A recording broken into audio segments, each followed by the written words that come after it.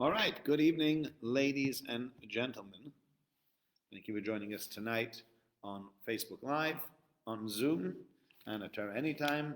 Again, if anybody wants to get in touch with me via Torah Anytime, it's davideisenberg@gmail.com. Thank you to Torah Anytime for hosting this year, the greatest platform that we have on the internet for shiurim. Look around, you'll find lots and lots of great content. Okay, we are in Parshas Vayigash, and let's start with the following. Very beautiful idea I saw today from Rabbi Schwab. I was talking to two friends of mine, and both of those friends do some of those charity campaigns. Do you know what the charity campaigns are? Do you guys know what those campaigns are? You know, either the matching campaigns or we have a 2-day campaign to raise 100,000, 200,000, a million, 2 million pounds. They have these campaigns all over the place now. It's unbelievable how much charity those raise. And I was speaking to them, and one of them mentioned something, and I said to him, let me tell you an idea, and you're going to love this idea, especially because you are somebody who works in the charity sector. So I said to him the following. Vayigash Elav Yehuda, we're on page 250 in the Art Scroll Chumashim, chapter 44, Mem Dalet, Pasuk Yud Ches, verse 18. Yehuda comes close to him, and he says, Bi'adoini, please my master, may your servant say something in my Lord's ears, don't get angry at me, because you are to me as Pharaoh is, and he makes the whole plea that he makes. Ooh, Michael is here. And after that whole plea, he says, how could you do such a thing? You asked us questions that you shouldn't have asked us. The whole entire thing seems to be like you've set it up. It's almost a setup. It's a fake. It's a fraud. He gives them this whole story, which is interesting because if you look at the end of last week's Seder, if you remember, the story went like this. They came together with Benjamin. They all ate together with Joseph, and Joseph says to the man who was in charge of his house, fill up each one of these people's parcels with as much grain as they can carry. And then also take all the money that they brought and put it back into everybody's bag. And lastly, what I'm also asking you to do is, I would like you then to take my silver goblet and put it into the bag of the youngest one. And that's exactly what happens. The youngest one takes over the bag, and he's got it. And they come running after them and they say, Lama shilamtem ra ta'astoiva, how could you do such a thing? How could you repay us with something as negative as that when we've done only good to you? We've taken you in, we've given you grain, we've given you a great time, and all you've done is you've stolen our silver goblet. How could you do such a thing? And they say, of course we didn't do that. How could you even tell us that we did such a thing? And he says, well, let's have a look. So they pull down everybody's bag, and they open up the bags, and they start at the biggest ones and the end of the youngest one. And lo and behold, we find the goblet be'amtachas binyamin, in the bag of Binyamin. And so everybody resaddles their horses and resaddles their bags and makes their way back to Egypt. And they come in front of Yosef, and Yosef says, what do you think you were doing? You must have known that somebody like me was going to go ahead and was going to try to figure out who did this. How could you do such a thing? And Yehuda says the following. What can we say to my master? What can we speak? How can we judge ourselves? God found the Avera, the sin of your servants. We're going to become slaves to my master. Also us. We're all to become slaves. And at that point, Yosef says, what are you talking about? I'm not going to do that. Whoever has had this goblet in his hand, he becomes my slave, i.e. Benjamin remains here and becomes my slave. Thank you for coming. You can go back to your father. So we see over here that Yehuda comes across very weak almost. Yehuda says, what can we say? What can we do? And there's nothing we can say. We're all going to become slaves to you. And Yosef says, no, not all of you, just Benjamin. And suddenly Yehuda hits the roof. Vayigash Elav Yehuda, Yehuda comes closer. He tells them, let me tell you, you're like Pharaoh. If you get me angry, I'll kill you like I would kill your master. You asked us a question. You were right from the start. You were doing something fishy and you were doing something funny. And what's this all about? And how could you blame us, etc., etc. He goes suddenly on the offensive. So why does he suddenly go on the offensive? So the answer that I always heard, the answer that I remember always hearing, is that Yehuda was looking at what was going on over here. What would make sense? The most sensible thing here is, if we're trying to say that God is punishing us, we should say, listen, I know and I understand that we weren't so good, and therefore because of that, God is trying to punish us, and we've all become slaves to the Pharaoh. Okay, that's what we get as a punishment for selling our brother into slavery. I accept that. However, what is Yosef saying? Yosef is saying, no, you can all go home. The only one that's to remain with me is who? Is Benjamin. At that point, Yehuda says, that's very fishy. The only person who was not involved in the sale of Yosef is who? Benjamin. And he's the one that's to remain behind and everybody else is to go home. That, if you were to say this is divine justice, makes absolutely no sense. It makes sense for the divine justice to say that all of us should become slaves, but only for Benjamin to become a slave, who had no involvement, and for everybody else to go free, that's not sensible. And therefore Yehuda picks up and he says, wait. And then he starts screaming. Excuse me. That is the standard way I've always understood it. That's the standard way I've always been taught it. However, Rav Schwab has a different idea here, and I think it's a beautiful idea, an idea that should give people a lot of strength. And he says the following: Yehuda put himself out. Why did Yehuda put himself out more than everybody else? Why didn't Shimon pipe up, or Levi, or Reuven? Nobody pipes up. Only Yehuda pipes up. So if you remember in last week's Sedra, they went down to Egypt, and they meet Joseph, and Joseph treats them really, really harshly. And he says to them, you're all liars, you're all spies, what do you think you're doing here? And they said, we're not spies, we're not liars. And he says, okay, you know what? Let's do the following. If you really are telling the truth, what I would expect from you is that one of you should go and should bring your brother down here.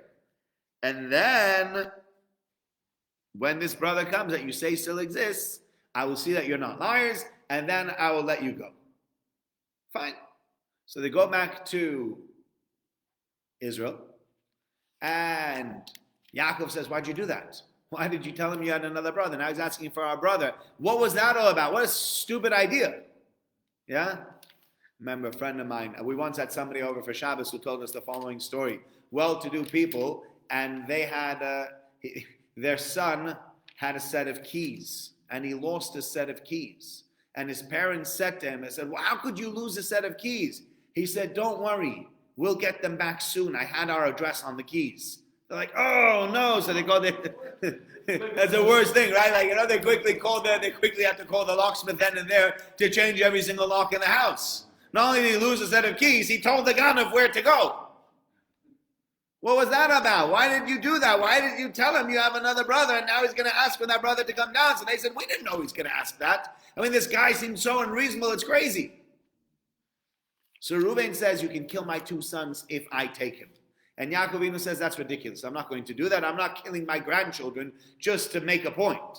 And Yehuda says, okay, let's hold off. They hold off until there's no more food. And then Yaakov says, go back down and get more food. And Yehuda says to him, listen, Daddy, I'm really sorry to say this, but the man said there's no way we're allowed to go down and get any more food unless we bring along Benjamin. So he didn't have any choice. And Yaakov says, okay, if I don't have a choice, I don't have a choice. Fine. So send down Benjamin.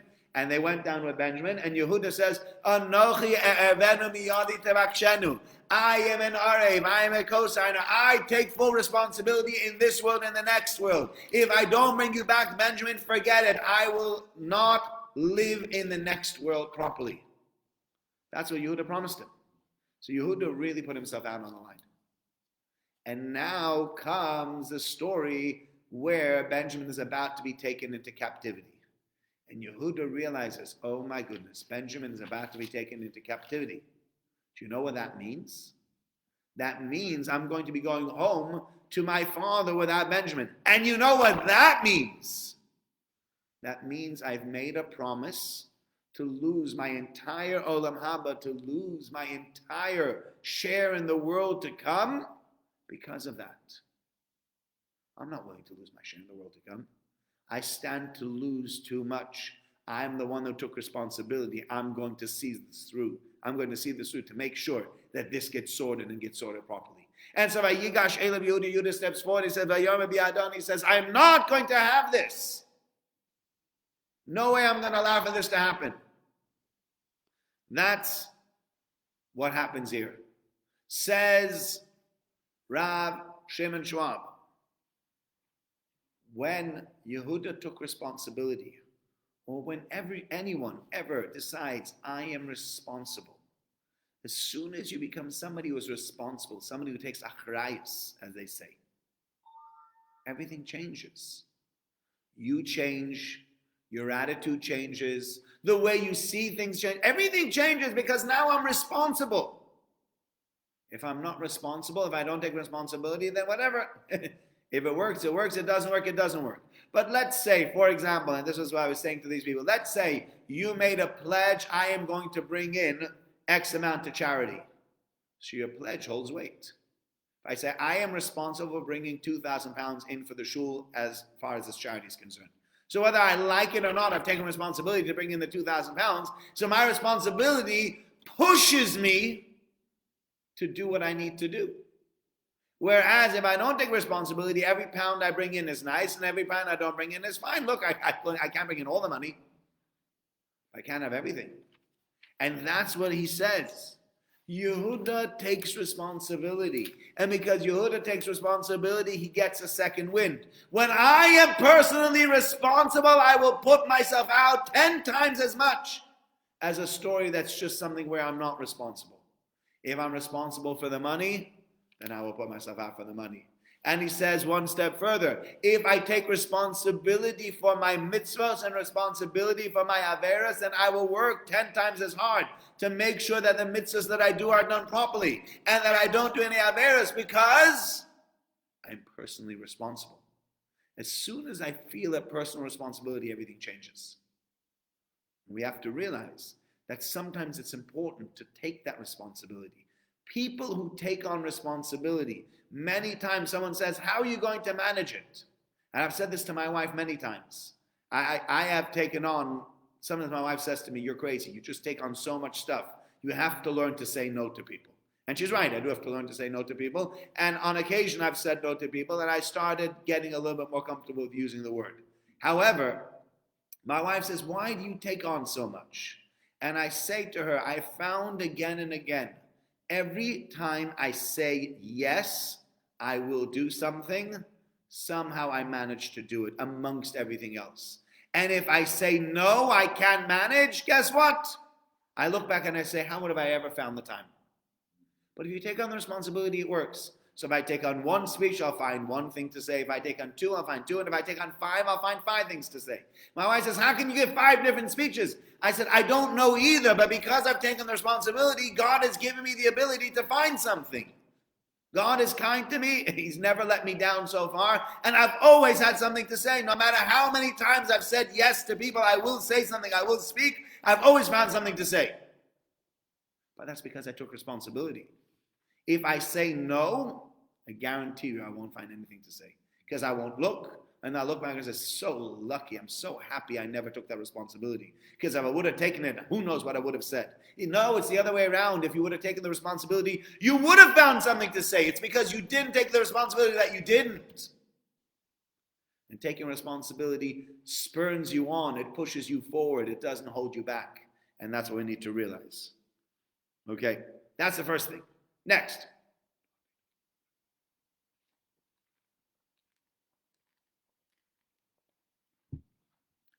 Next idea.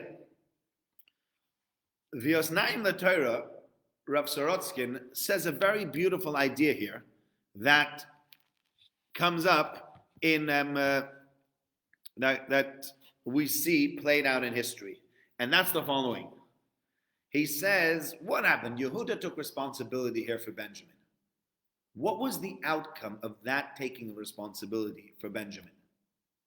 Says Rav Sorotskin, if you look, you will find historically there is a bond that is then created between Yehuda and Benjamin, and a bond that lasts for centuries. For example, where was the temple? Temple was in Benjamin's part. Right next to whose part? Right next to Judah's part. And when the two kingdoms of Israel split, you had, at the time of Shlomo HaMelech, you had one united kingdom, and Shlomo HaMelech's son Rechavam made unreasonable demands of the people, and the people rebelled, and the kingdom split into two. You had the northern kingdom that was made up of how many tribes? 10 tribes. And the southern kingdom that's made up of how many tribes? Made up of 2 tribes. Those 2 tribes were Yehuda and Binyamin. So Yehuda and Binyamin have forged a bond, a friendship that goes way, way beyond just in life. For now on, they're connected. And it's a very important idea that we see over here, because you think sometimes when you put yourself out for something, you just don't have any koyach for it. You don't want to have anything to do with it. But the reality is the other way around. The more you give to something and the more you fight for something, the more that cause becomes close to your heart, and the more you're going to put yourself out in order to get to some kind of positive resolution and some positive way forward with that cause. It's not going to pull you back. It's going to move you forward. Some of the things that we've worked on the hardest, some of the things that have been the most difficult for us have been the things that we have connected with the most. You know, people often say, there was a story, the famous story that they tell, that there was a psychologist that was speaking to an individual, and this individual says, I have a child who's gone through so many therapies and things have been so difficult with him, etc., etc. And they got into conversation, and this Yerushalmi fellow invited this frum psychologist, to come to his house. And he came to his house, and he said to him, have a look around, see if you can find who my problem child is. Because he's integrated so well, chances are you won't find, because we've treated him so well. We've made him feel so normalized that this child, even though he's so problematic, you'll never figure out which one of my kids this one is. He says, all right. And like a good Yerushalmi family, 10 kids, and the father and the mother, they're singing Shalom Aleichem, and then they give brachos to the children. And after giving the brachos to the children, he calls over the guy, he says to him, okay, I figured it out. So you figured it out, you've only been here for 10 minutes. How could you have figured it out? You've not even seen my kids in action. How can you figure out the one that needed all this therapy? He says, I'll tell you which one it is, that one. The fellow's flabbergasted. He says, you got it right. How did you know? He said, I saw the way he blessed him exactly. You've heard this story before. No? How did you know? He said, well, I saw when you blessed that child, you spent more time on that child than you spent on any of your other children. Because you've invested so much in that child. You've gone through so much with that child. The brachas that you give that child are double and triple as strong as the brachas for everybody else, because you've put yourself out so much. And vice versa, many times, by the way, the most successful children that people have are the ones that they had the most trouble with. You had trouble, you had a few kids, everything sailed through, and one kid, everything went pear-shaped with him. You always had to be you always at the principal's office, and you always had to speak to this one, and he's always getting into trouble. Somehow, oftentimes, these kids turn out the best. Why? A, they've gotten more attention than any of your other kids, and B, you've prayed for them more than all the other kids. Bonds are created through hardship. When you have to go through hardship together, it creates a bond, and a very strong bond. And here Yehuda and Binyamin have a bond that is created through their joint hardship that remains for centuries and millennia. Okay. 2 more ideas that I wanted to share with you. The first idea is the following. Yosef can't bear it anymore. And Yosef says, Otziu kol ish ma'olai, let everybody go out. V'lomad ish ito, nobody's with him. Bisvada Yosef alechu, when Yosef tells his brothers that it's him. This is page 252 in the Art Scroll Chumoshim, chapter 45, Perek Mem Hey, Pasuk Aleph onwards, verse 1 onwards. Yosef can't hold himself back anymore. He calls everybody out. He starts crying. And Egypt and the household of Pharaoh heard. Yosef says to his brothers, behold, I am Yosef, is my father still alive? Also, and his brothers could not answer him because they were so shocked. It's really difficult. I mean, that must have been the shock of the entire thing. After this whole story of the 22 years, and you're standing there in the dreams and everything, and the man that they're accusing of being the most nastiest, worst, etc., turns out to be their brother whom they had written off for good. That's him. That's their brother. And now he calls him close, come close. He says, I'm Yosef, your brother whom you sold to Egypt. And now look at this verse 5. Ve'ata, and now alte otzvu, don't be sad. Ve'al yicha beinechem, and don't get angry. Kimachatam asihena, that you sold me here. Ki lemichya shlachan elikim lifnechem, God sent me ahead so that I could feed you. Ki zesh nasam rava karet, says there's 2 years of famine so far. Ve'od chamisham, there's another 5 years. Ashen chosh v'kotzer, there's going to be another 5 years for where there will be no plowing or harvest. And God sent me here to create for you a tremendous and momentous deliverance. That's what Yosef says to them. And Rabbi Yerucham points out, do you understand, do you even appreciate the amount of righteousness it must have taken for Yosef to be able to do that? Imagine, put yourselves in the shoes of Yosef. Put yourself in the shoes of Yosef. Your brothers have sold you. First they wanted to kill you. Then they threw you into a pit full of wild animals. Then they sold you.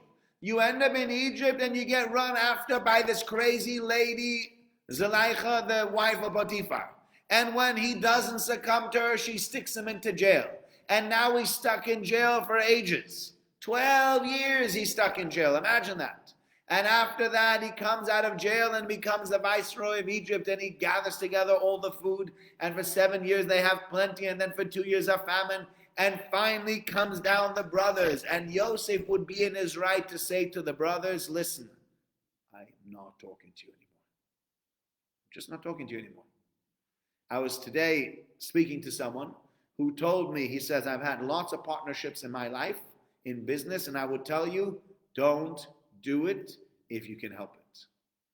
Why? Some partners I got okay with, some partners I didn't get okay with. One person I don't speak to anymore. Why? He did him in a business. Now, I understand he's very angry. I can even understand maybe sometimes if he says he doesn't want to speak to him anymore. But my guess is that whatever this partner did to this fellow is a drop in the ocean compared to what Yosef's brothers did to Yosef. Look what happened to Yosef. What a terrible story. And what does Yosef say? Yosef doesn't say, I don't want to talk to you anymore. I'm through with you. Pardon?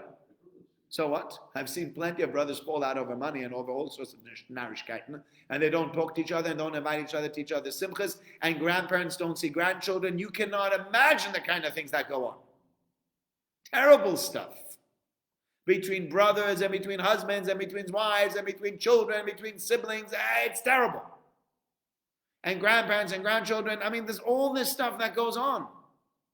It's really terrible. And here you have Yosef, who probably has more of a right to be angry with his brothers than anybody that will ever tell me their sob story of how they fell out about some stupid Yerusha. Much, much worse. Correct. But he says something else over here. Yosef is being, not only does Yosef not fall out with them, he's being nice to them. Yosef is crying because he feels bad. Yosef feels, I cannot handle the embarrassment that my brothers are going through. Oh yeah? I could show you some people that have been through similar situations who would relish the cringing of their brothers. The more their brothers cringe, the better they would feel. Oh, am I happy that you are feeling horrible? Do you know what I mean? You deserve that. I hate you, etc., etc. Yosef feels bad. He's crying. He's saying to them, don't be upset. How does Yosef do it? How does he do it? So on the one hand, you go back to what Ivor said. Ivor says, well, he has a plan. Hashem has a plan, and Yosef realizes that Hashem has a plan. And therefore Yosef says, whether I understand it or not, whether I like it or not, I understand that the master of the world knows exactly what he's doing. So you're looking at this situation and you're saying, what a terrible, horrible situation. But if you're the master of the world, you're saying, bingo, it all worked out the way I wanted it to. And Yosef said, this is exactly how God wanted it. And this is exactly how God wanted it. This is perfect. So how could I complain? That's what you were saying.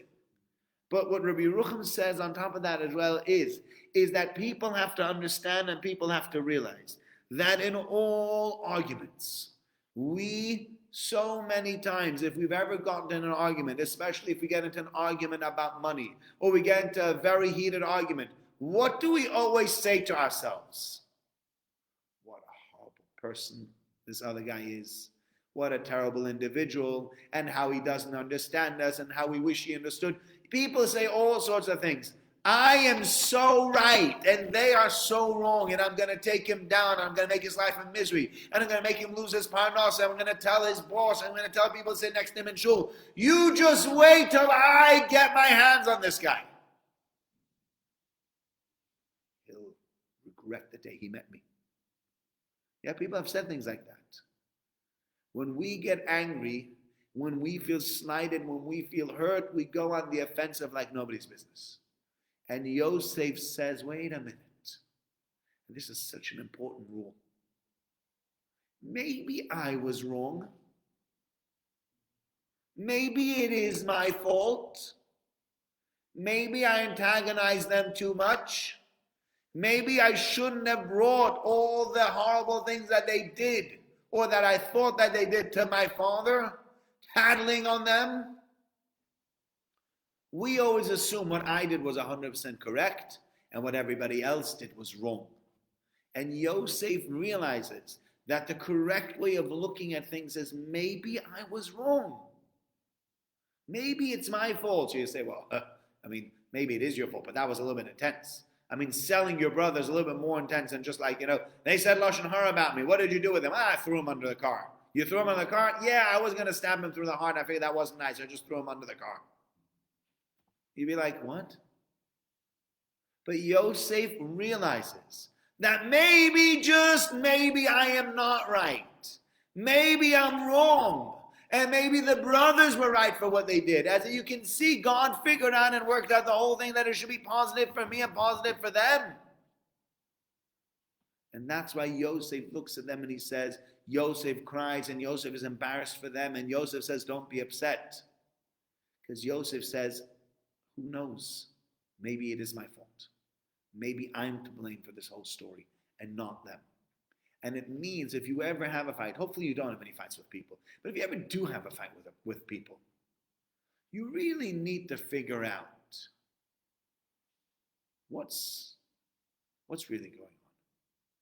Am I 100% correct and they're 100% wrong? Or maybe it is possible that I also did something wrong. Maybe the other side also has a point. Maybe there's a reason they're behaving that way that they behave. Not just because they're terrible people. That's what you hear so many times. Oh, they're horrible people. They're terrible people. Who wants to deal with these people? Maybe you're the horror. Maybe you're the terrible person. I guarantee if you go to the other side, they'll call you the horrible person. They'll say you're the terrible person.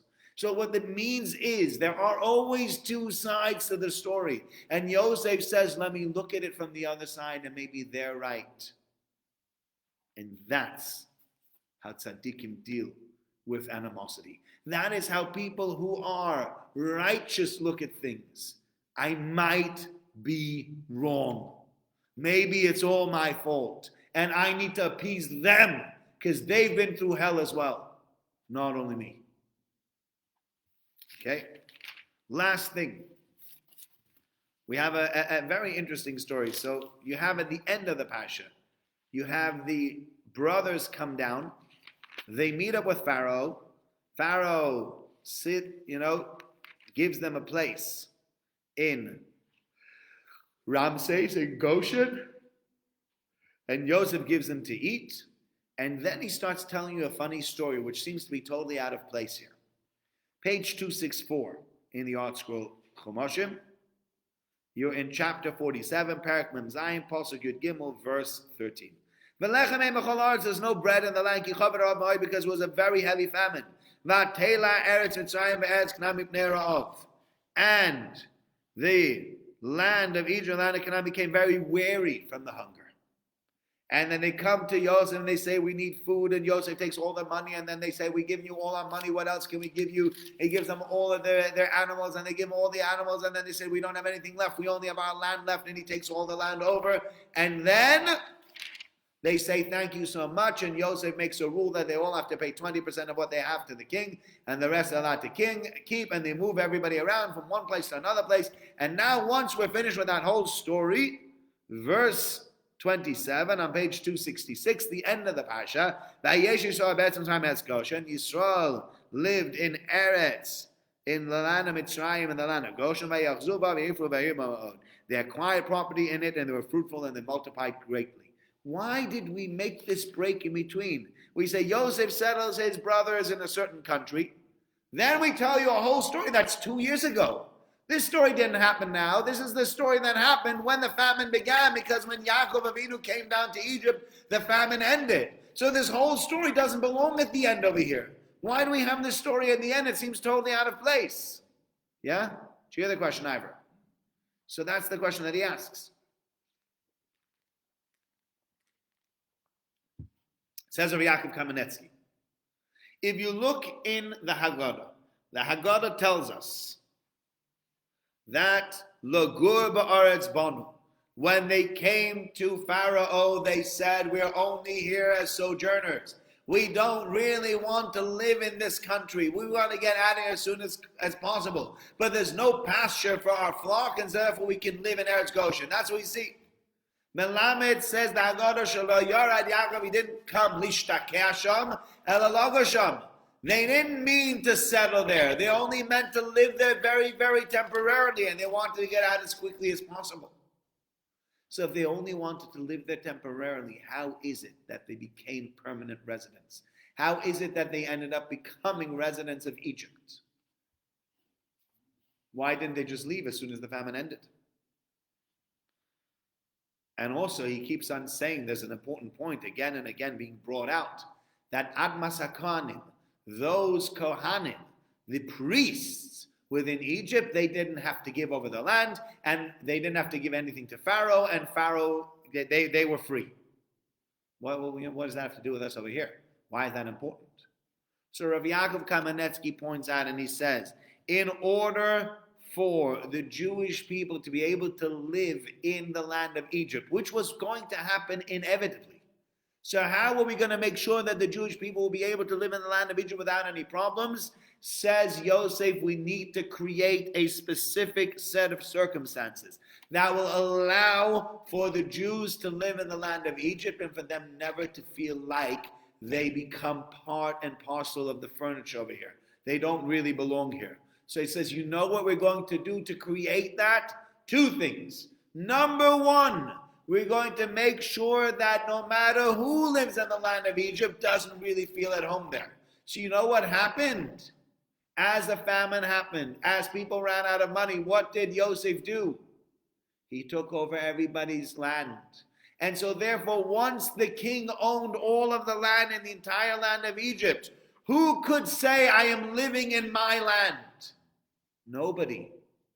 Even the Egyptian who's been living in this land for the last couple of centuries can't say it's my land anymore. It was the land of my fathers, but now it belongs to the king. And so what happens over here is we switch everybody around so that the land now seems to be ownerless other than Pharaoh. That's number one. Number two, On top of doing that, you know what else we did? We took all the people in the entire land of Egypt and we swapped them around all over the place. So if you lived in Alexandria, you got moved to Cairo. And if you lived in Cairo, you got moved to Alexandria. Those are the two only cities I know in Egypt, so I can't give you more examples. But they move people around from city to city and from place to place. And even the people that used to live in one place are not there anymore. And so now everybody is all over the place. And when the Jewish people come down, somebody says to them, you don't normally live here. You can look straight at that other individual and say, guess what? Neither do you. You're from somewhere else. The land of your fathers has been taken over by the Pharaoh, and the land has been taken over by the Pharaoh. Sorry, I just got a phone call that. I just had to hang up on the phone before we got to that. You don't live here. The land has been taken over by pharaohs. You don't even live in the city. You come from another city. You're as much as somebody who doesn't belong here as I do. That's two things that gave the Jewish people a certain amount of comfort to be able to live there. But lastly, he says, the most important thing that he did, he was created over here a society of Kohanim. Not only Kohanim for the Egyptians, but Kohanim for the Jews. And so when you get later on in the story of the enslavement, guess which tribe did not have to work? The tribe of Levi did not have to work. Why not? They were priests. And in the same way the priests, because we'll see later on in Shemos that they made Sarei Misim. This was a taxable kind of work. Well, all right, you can tax all the people with work. You know who you cannot tax with work? The Kohan and the priests. You know why? Because they live in a tax haven. As people who are part of the clergy, they weren't liable to taxes. If they're not liable to taxes, they're not liable either to be taken up on this, that they should have to work. So Kohanim didn't have to work. And you know what that created? That created a Shevet called Shevet Levi. And again throughout the entire time in the desert, we read about Shevet Levi, how Shevet Levi lifted up the rest of the Jewish people, didn't allow them to fall into the abyss. Mil Hashem Elai, who is coming to Hashem? Who comes forward? The Bnei Levi, when it comes to the golden calf. They don't serve the golden calf. They don't cry when the spies come back. They don't even send a spy. They say, we're okay, whatever it is, we'll go on in. Who did bris milah on their children in Egypt? Only the Bnei Levi. Everything was a Bnei Levi. But when you have a society and you have a system of priests, of rabbonim, of people, of Jewish leaders, then it's possible to continue as a Jewish people even in a foreign land. And so therefore he tells you, we were only going to stay here for a short time. But you know what happened? Yosef switches everyone around. He switches everything around. Everything becomes very, very different and suddenly becomes a place where the Jewish people can live and it's not hostile to them. And while it's not hostile to them, they can even grow there. They can even flourish there. And that's why he finishes off at the end. Vayeshev Yisrael be'eretz Mitzrayim be'eretz Goshen vayachzu ba vayifru b'mimon. The Jewish people settled in the land of Egypt. Now suddenly they settle because it becomes possible for them to settle. Because they have reached a situation where living in the land of Egypt will not ruin them as a people. And I guess that's part of what we need to realize in Golus as well. Number one, we need to create a society of people that are God's people, that will always stand out as God's people. That's number one. And number two, we also need to know and we also need to realize that we are guests here. When everybody else is guests and we're guests, then somehow you can start feeling a little bit more comfortable because you know you'll leave at one point. You don't feel like this is your place. But it's nobody's home. So it's not my home, it's not your home, it's not anyone's home. The more you start feeling like it's your home, the worse it gets. The more God says, if you feel this is really your home, then we're in trouble. But if you know it's not your home, and you're going to leave at one point, then you can stay for a longer journey because that's going to end up, you're not going to end up getting stuck over there. Okay, those are the ideas that I wanted to share with you. Thank you, Mochi, for joining us. Mochi, right? Thank you, everybody who's joined us on Facebook Live. For those of you who joined us on Zoom, thank you, everybody. And thank you for those who joined us on Torah Anytime, davideisenberg@gmail.com. And I look forward to seeing you in Mitzvah Hashem next week. Thank you very much.